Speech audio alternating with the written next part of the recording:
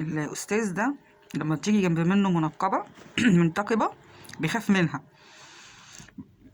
بتخاف من المنقبة ليه يا أستاذ شواش؟ ده انت تخوف بلد بحالها، ده انت تخوف العفريت. العفريت يخاف منك، بتخاف من المنتقبة؟ ده ما تشوف نفسك انت الأول، شوف كده، ما بتبصش في مراية؟ طيب دي المنتقبة دي بتحس بلذة ومتعة التستر، ولذة إن بتطيع ربها. انت عمرك ما هتحسها. بتحس بلذة إن هي جوهرة مش ممكن حد يشوفها. حب زيادة في الله، بتحب ربنا قوي.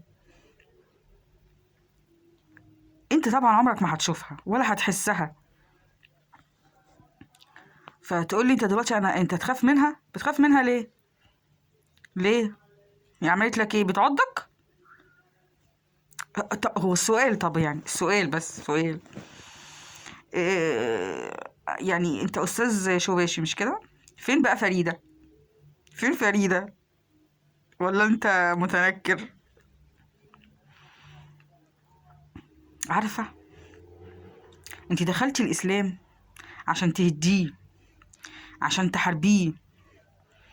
عمرك ما حبيتي الاسلام، عمرك ما دخلتيه حبا فيه. اللي بيحب حاجة بيحبها كلها على بعضها، بيحب كل ما فيها، ما بينقيش، ما بيختارش، ما بياخدش ده ويسيب ده. اهو انت عاملة زي اللي ربنا قال عليهم: افتؤمنون ببعض الكتاب وتكفرون ببعض. انت بتؤمني ببعض الكتاب وتكفري ببعض. والله اعلم، ممكن تكوني كفرتي بكله، انت بس منظر، بس انك دخلتي الاسلام، وانت في الواقع بتهدي الاسلام.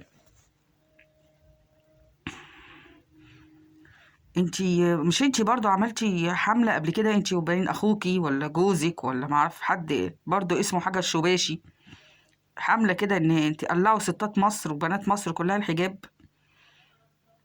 ولكن فشلتي. عارفة ليه فشلتي؟ لانك عمرك ما هتعرفي تحاربي الله ورسوله. عمرك ما هتنجحي، لان الاسلام ده دين الله.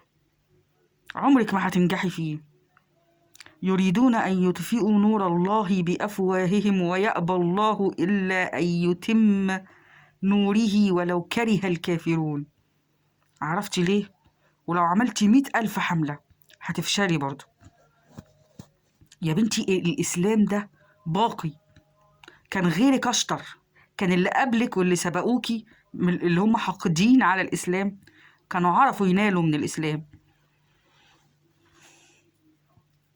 لكن يا جبل ما يهزك ريح، يا جبل ما يهزك ريح.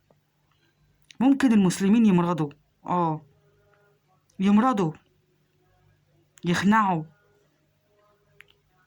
تهبط عزيمتهم، ولكن هيقوموا، والإسلام باقي، باقي إلى يوم الدين. اوعي تفكري انك ممكن تعملي حاجة في الإسلام، أو انك انت هتهديه وهيتهد. لا، لا، مش هيتهد.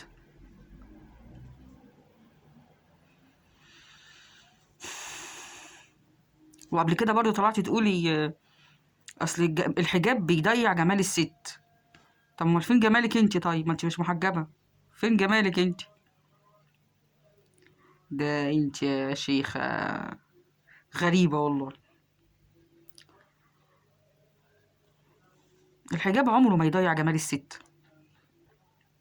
الست بتبقى جميلة بحجابها، والبنت بتبقى جميلة بحجابها. ما انت بشعرك اهو، ولا دي باروكة دي، ولا الله أعلم. فين جمالك انت؟ لولا اسمك لو كنا افتكرناكي راجل. إلى الله المشتكى.